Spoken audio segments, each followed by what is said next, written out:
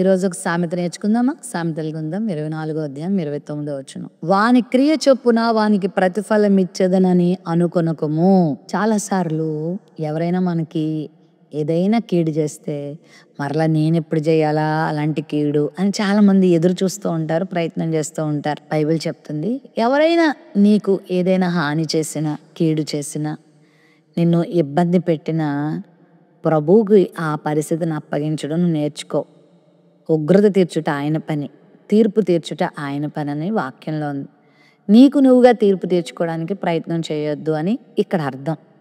వాడు చేసినట్టే నేను చేస్తాను, వాడి క్రియలు ప్రతిఫలంగా నేను కూడా వాడికి ఆ కార్యం చేస్తాను అని మనం అనుకోవద్దంట.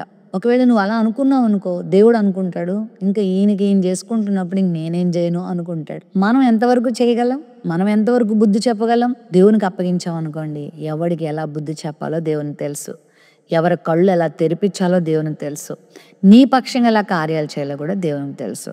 కాబట్టి విశ్వాసంతో నీకెవరైనా కీడు చేసినా, హాని చేసినా వాళ్ళను దేవునికి అప్పగించే. దావీదు చేసిన పని అదే కదా. సౌలు విషయంలో సౌలు ఎంత కీడు చేస్తున్నా ప్రతీకారం చేయాలని ఎప్పుడు అనుకోలేదు. అతను చేసినట్టు నేను చేద్దాం అనుకోలేదు, సరికదా.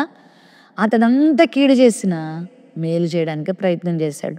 తన మనవడైన మెఫీబోషెతుకు తన భోజనపు బల్ల మీద చోటిచ్చాడు. కాబట్టి మనం కూడా అంతే, ఎవరికి కీడు చేయటానికి మనం ప్లాన్లు వేయక్కర్లేదు, మన సమయం వేస్ట్ చేసుకోక్కర్లేదు.